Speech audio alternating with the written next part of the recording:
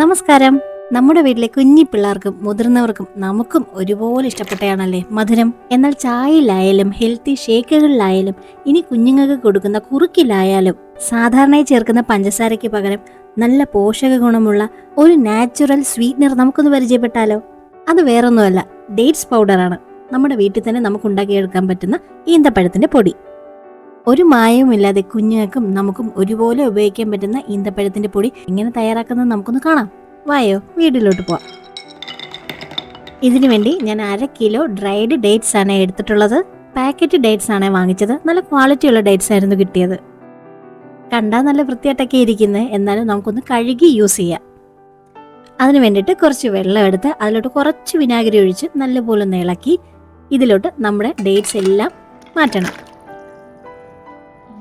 ഒട്ടും താമസിക്കാതെ തന്നെ പെട്ടെന്ന് തന്നെ കൈവച്ചൊന്ന് അലമ്പി കഴുകി വാരി ഒരു ഉണങ്ങിയ തുണിയിലോട്ട് മാറ്റണം. ഇനി ഈന്തപ്പഴം തുണി വെച്ച് മൂടി നല്ലപോലെ വെള്ളം ഒപ്പിയെടുക്കണം. വെള്ളമെല്ലാം പോയിന്ന് ഒന്നും കൂടെ ഉറപ്പുവരുത്താൻ ഓരോ ഈന്തപ്പഴമായിട്ട് എടുത്ത് ടിഷ്യൂ പേപ്പർ നല്ലപോലെ അമർത്തി തുടച്ചെടുക്കണം. ഇങ്ങനെ ചെയ്യുന്ന വഴി ഈന്തപ്പഴത്തിന് എന്തെങ്കിലും പൊടിയോ അഴുക്കോ പ്രാണികളോ ഉണ്ടെങ്കിൽ നമുക്കത് മാറ്റിയെടുക്കാം.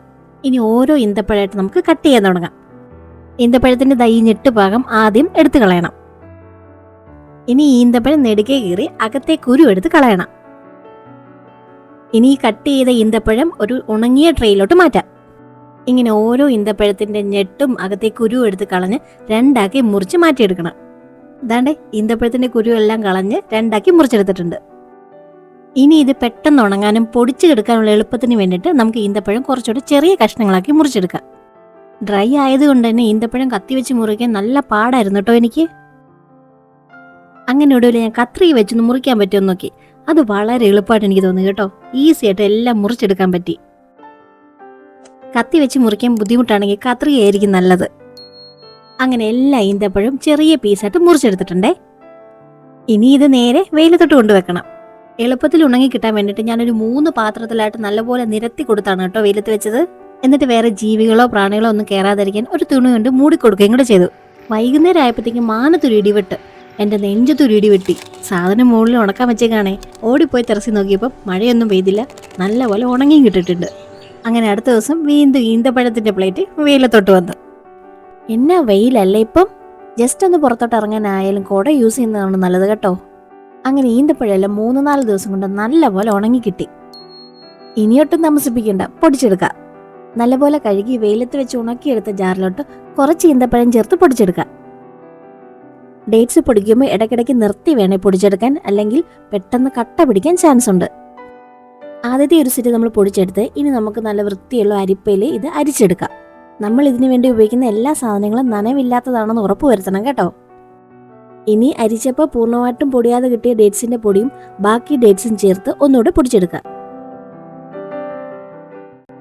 അങ്ങനെ നമ്മുടെ ഡേറ്റ്സ് പൗഡർ തയ്യാറായിട്ടുണ്ടേ. മായമൊന്നും ചേർക്കാത്ത നാച്ചുറൽ സ്വീറ്റ്നർ നമ്മുടെ കയ്യിലെത്തി. ഇത് കുട്ടികളുടെ പാലിലോ കുറുക്കിലോ ഒക്കെ ചേർത്ത് കൊടുക്കുന്നത് വളരെ നല്ലതാണ് കേട്ടോ. ഇതിൽ ധാരാളം അയൺ കണ്ടന്റ് ഉള്ളത് കൊണ്ട് തന്നെ വിളർച്ച പോലുള്ളത് തടയാൻ സഹായിക്കും. കുട്ടികൾക്ക് മാത്രമല്ല സ്ത്രീകൾക്കും വളരെ നല്ലതാണ്. ഇനി ഡേറ്റ്സ് പൗഡർ യൂസ് ചെയ്ത് നമുക്ക് ഉണ്ടാക്കാൻ പറ്റുന്ന ഒരു ഹെൽത്തി ഷേക്ക് കൂടെ ഞാൻ കാണിച്ചു തരാം. 1 കപ്പ് പാലിൽ 4 ടേബിൾ സ്പൂൺ ഓട്സും 5 കാഷ്നട്ടും ചേർത്ത് തലേദിവസമേ ഞാൻ ഫ്രിഡ്ജിൽ വെച്ചതാണ്. ഇതിലേക്ക് ഒരു 1/2 മുറി ആപ്പിളൂടെ ചെറുതായിട്ട് അരിഞ്ഞു ചേർത്തിട്ടുണ്ട്. കൂട്ടത്തിൽ 2 ഐസ് ക്യൂബും കൂടെ ഇട്ടു. ഇനി ഇതിലേക്ക് മധുരത്തിനായിട്ട് നമ്മൾ ഫ്രഷ് ആയിട്ട് പൊടിച്ചെടുത്ത ഡേറ്റ്സ് പൗഡർ ചേർത്ത് കൊടുക്കാം. ഞാനൊരു 2 സ്പൂണോളം ചേർത്ത് കൊടുക്കുന്നുണ്ടേ. ഇനി ഇതെല്ലാം കൂടെ ചേർത്ത് നല്ലപോലെ ബ്ലെൻഡ് ചെയ്തെടുക്കാം. ഓട്സും കാഷ്നട്ടൊക്കെ തലേദിവസം തന്നെ സോക്ക് ചെയ്ത് വെച്ചത് കൊണ്ട് പെട്ടെന്ന് തന്നെ അത് സ്മൂത്തായി കിട്ടും.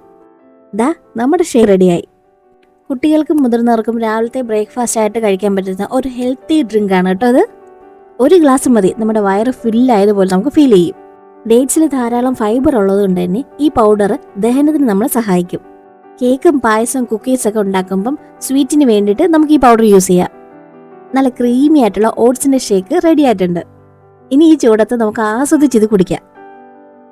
നമ്മുടെ ഡേറ്റ്സ് പൗഡർ കേടുവരാതെ സൂക്ഷിക്കാൻ എന്തൊക്കെ ചെയ്യണമെന്നും കൂടെ ഞാൻ പറഞ്ഞുതരാം. ഡേറ്റ്സ് മിക്സിയിലിട്ട് പൊടിച്ചതിന് ശേഷം പൊടിയുടെ ചൂട് മാറിയിട്ട് കുപ്പിയിലോട്ട് മാറ്റാവും. ഇല്ലെങ്കിൽ ഈർപ്പം തട്ടി പെട്ടെന്ന് പൊടി ചീത്തയായി പോവും. നല്ല എയർ ടൈറ്റ് ആയിട്ടുള്ള ഉണങ്ങിയ കുപ്പിയിൽ ഇത് സൂക്ഷിച്ചാൽ കുറഞ്ഞത് 1 മാസമെങ്കിലും പുറത്ത് നമുക്ക് സൂക്ഷിക്കാൻ പറ്റും. ഫ്രിഡ്ജിലാണെങ്കിൽ 3 മുതൽ 6 മാസം വരെ ഇത് സുഖമായിട്ടിരിക്കും.